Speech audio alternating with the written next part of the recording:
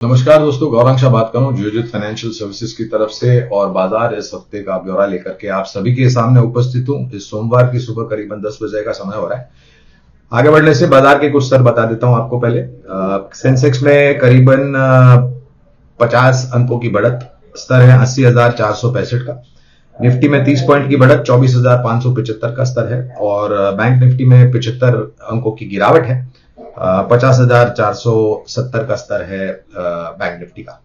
कच्चे तेल और रुपए डॉलर में रुपए में 0.07 पैसे की मजबूती, 83.87 का स्तर है रुपए का प्रति डॉलर के सामने। और कच्चे तेल में हम गिरावट देख रहे हैं, 79.65 डॉलर प्रति बैरल ब्रेंट और 76.49 डॉलर प्रति बैरल नाइमेक्स में गिरावट हम देख रहे हैं, क्योंकि चाइना से कुछ अर्थव्यवस्था में धीमापन देखने की खबर आई है और खपत को लेकर के कुछ चिंता के प्रश्न उठ रहे हैं, इसलिए हमने कच्चे तेल में गिरावट देखी। और उसके साथ साथ खाड़ी देशों में से जो युद्ध का वातावरण है, वहां से ऐसी कोई गंभीर खबरें नहीं आई, इसलिए नीचे की तरफ के दायरे।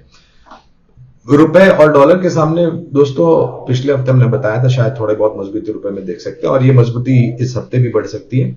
83.85 और 83.80 का स्तर रुपए में डॉलर के सामने, यानी कि रुपए में थोड़ी बहुत मजबूती देख सकते हैं।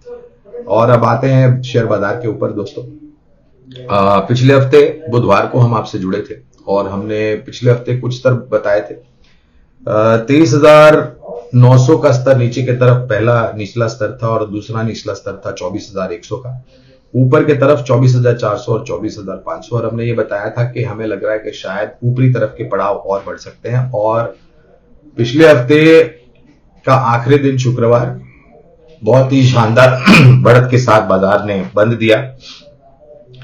बाजार वास्तविकता है कि शुक्रवार को सबसे सर्वोच्च स्तर पर बंद हुआ था, और उसी का रुझान आज सोमवार को हमने देखा। लेकिन जब आज सोमवार को शुरुआत हुई सुबह, तो बढ़त बहुत मजबूत थी, लेकिन जैसे जैसे समय बीतता गया थोड़ी बहुत कमजोरी, मुनाफा वसूली की चपेट में बाजार आया। और ये स्वाभाविक है, जिस प्रकार से हमने शुक्रवार को और आज सुबह बाजार खुलते हुए देखा, छोटी अवधि मध्यम अवधि के लिए जिन्होंने भी सौदे लिखे होंगे वो अपना मुनाफा समेटने आए थे, और उसी के कारण थोड़ा बहुत दबाव हम देख रहे हैं।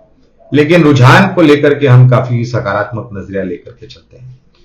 पिछले हफ्ते ये दो स्तर बताए थे हमने, निचले और ऊपर स्तर के, और टिप्पणी ये थी कि ऊपर की तरफ हमारा झुकाव ज्यादा है, बाजार जा सकता है। और अब हमें लग रहा है कि जो पड़ाव हमने पार किया है, तो यहां से और ऊपर की तरफ दायरे हो सकते हैं इस हफ्ते में या फिर अगले 10 दिन में। स्तर जो आपको ध्यान में रखना है दोस्तों, निफ्टी स्पॉट पर 24,450, ये पहला निचला स्तर है, और दूसरा है 24,550। अगर इस स्तर पे हम संभले, और ऊपर के तरफ जो स्तर हमने निर्धारित किया वो है 24,750 और 24,850। ये स्तर के ऊपर अगर हम निकल जाते हैं, तो मेरे ख्याल से एक नया सर्वोच्चम शिखर बनने के लिए ज्यादा समय नहीं लगेगा। लेकिन देखना अनिवार्य होगा कि हम किस प्रकार के कारोबार करते हैं, और खास करके स्थानीय मार्केट में ऐसे कोई संकेत आते हैं नकारात्मक, ऐसा हमें नहीं लग रहा है, लेकिन विदेशी बाजारों से किस प्रकार के संकेत आते हैं वो देखना अनिवार्य होगा। खास करके अमेरिका में जैक्सन होल नामक एक जगह है जहां पर FOMC की बैठक होती है, और वहां पर इस हफ्ते US फेड के चेयरमैन साहब पॉल क्या टिप्पणी करते हैं अपने देश की अर्थव्यवस्था को लेकर के और ब्याज दरों को लेकर के, अगर कोई मात्रा और समय सीमा की घोषणा करते हैं, तो शायद अमेरिकी बाजार के लिए ये शायद थोड़ा बहुत अनिवार्य रहेगा, और उसका रुझान सकारात्मक बाकी अन्य विश्व भर के बाजार पर भी पड़ सकता है। लेकिन रुकना पड़ेगा उन टिप्पणियों के लिए। कच्चे तेल में जैसे हम बता रहे थे, चाइना में धीमापन है, इसके लिए खपत को लेकर के प्रश्न चिन्ह और नीचे की तरफ के दायरे। और दूसरी बात, खाड़ी में जो परिस्थितियां हैं जियोपॉलिटिकल, वहां से कोई ऐसी बड़ी भयानक नकारात्मक खबर नहीं है, उम्मीद करते कि ना आए, और नीचे की तरफ दायरे बने रहे। तो कच्चा तेल अगर धीरे धीरे करके ब्रेंट 80 की तरफ नीचे और जाता है, और अगर नाइमेक्स 75 डॉलर के नीचे जाता है, तो मेरे ख्याल से काफी अनिवार्य और सुरक्षित माहौल हो सकता है।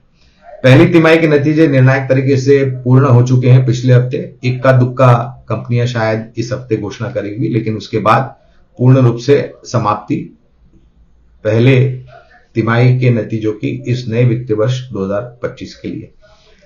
तो जो समीकरण हमने किया है कि कुछ जगहों पर कुछ चिंता के बादल या आंकड़े नजर आए कुछ कंपनियों में, लेकिन अगर समीकरण करना है पहली तिमाही नतीजों का तो मेरे ख्याल से हम एक आशा और उम्मीद लेकर के आगे बढ़ सकते हैं कि दूसरी तिमाही, तीसरी और चौथी तिमाही में यहां से बेहतर परिस्थिति हो।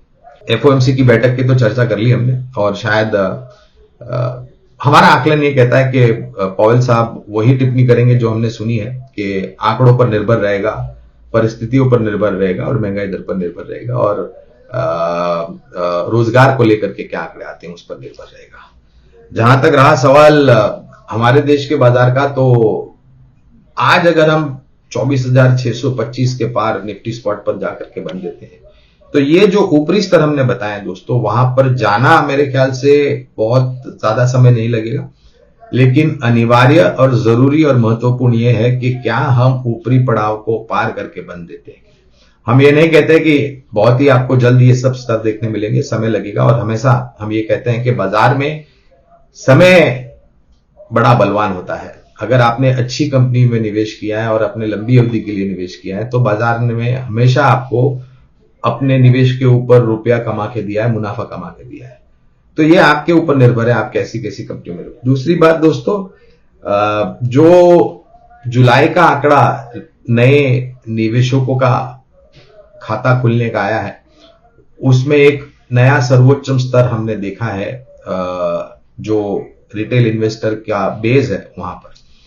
और हमारा अनुमान ये कहता है कि जैसे जैसे हम आगे बढ़ते जाएंगे, जैसे जैसे लोगों को जानकारी बढ़ती जाएगी, जैसे जैसे लोग जागरूक होते जाएंगे शेयर बाजार को लेकर के, वो सभी निवेशक अपने आप को जोड़ने का प्रयास करेंगे भारत की विकास का, भारत के शेयर बाजार का विकास का, और निवेशक बन के उसमें सहयोग देते हुए भाग लेने के लिए।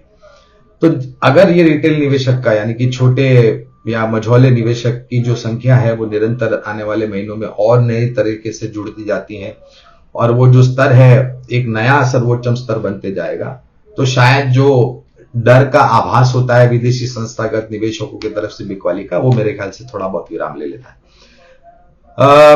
तो ये हमारा अभिप्राय है, हमारी राय है बाजार को लेकर के कि नए स्तर देखने के लिए हमें तैयारी रखनी चाहिए इस हफ्ते 10 दिन में। लेकिन हाँ, संभवता है अगर हम निचला स्तर, ऊपरा स्तर जो हमने बताया ऊपरी स्तर, वहां पर अगर हम टिक पाते हैं और ऊपर जा पाते हैं तो।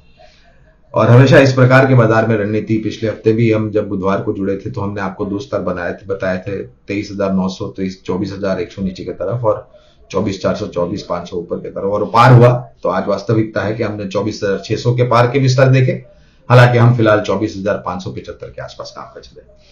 हर बार आपसे जब हम जुड़ते हैं तो हमारी राय यह रहती है कि आप निवेश लायक रणनीति बनाएं और लंबी अवधि के लिए निवेश करें। 2 विकल्प आपके समक्ष रखना चाहूंगा। पहला विकल्प है निजी क्षेत्र की बैंक, मझौली बैंक कह सकते हैं, इंडसइंड बैंक। इस बैंक में बहुत सारी तकलीफें झेली और हर बार तकलीफों को झेलने के बाद और अपने आप को सक्षम रूप से मजबूत बनाने के पश्चात नतीजों में बहुत बड़ा परिवर्तन हुआ और उस नतीजों के आंकड़े के आधार पर हमने ऊपर की तरफ के दायरे देखे। जिस स्तर पर यह कामकाज कर रहा है फिलहाल इंडसइंड बैंक, वहां से हमें लग रहा है कि नीचे की तरफ के दायरे काफी सीमित हो सकते हैं और ऊपरी तरफ, क्योंकि और इन दोनों ही नामों की चर्चा हमने पहले भी की होगी। ये फिर से नाम लेना इसलिए अनिवार्य है दोस्तों क्योंकि हमने लक्ष्यांक ऊपर की तरफ बढ़ाए। तो फिलहाल जो लक्ष्यांक हम देख रहे हैं करीबन 1800 के आसपास के लक्ष्यांक इंडसइंड बैंक में देख रहे हैं लंबी अवधि के लिए बुनियादी दर के आधार पर।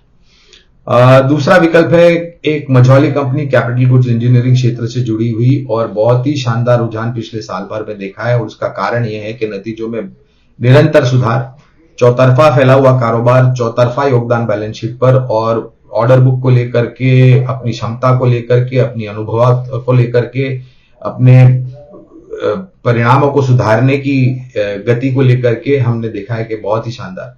नाम है कंपनी का केईसी इंटरनेशनल। ऑर्डर बुक काफी मजबूत, उतनी ही अनुभवी कंपनी, और मेरे ख्याल से आने वाले भविष्य में जिस प्रकार से इस कंपनी के पास भिन्न विभिन्न कारोबार जो इनका है वहां पर आएंगे, उससे बिक्री के आंकड़ों में तो सुधार ऊपर की तरफ होगा, लेकिन उसके साथ साथ जो शुद्ध मुनाफा है उस पर भी सुधार हो सकता है। यहां पर लक्ष्य जो हमने निर्धारित किए हैं दोस्तों लंबी अवधि के लिए वो 1020 के हैं।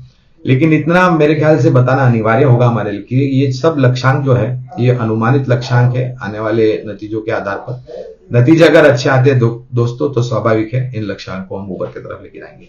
ये लंबी अवधि के लिए बुनियादी तर्क के आधार पर ऊपर निवेश की राय है, छोटी मध्यम अवधि के लिए नहीं है, अंतरादिवसीय भी नहीं है। इस बात का ख्याल रखिए, ध्यान रखिए, शुरुआत कीजिए इस स्तर से और गिरावट पर जोड़ते जाए। मैं मेरी वाणी को अब यहीं पर विराम देता हूं और आप सभी का धन्यवाद करता हूं हमारी बात शांतिपूर्वक सुनने के लिए। अपनी सेहत का ध्यान रखिए और अगले हफ्ते आप लोगों से फिर से मुलाकात होगी। बहुत बहुत धन्यवाद आपका।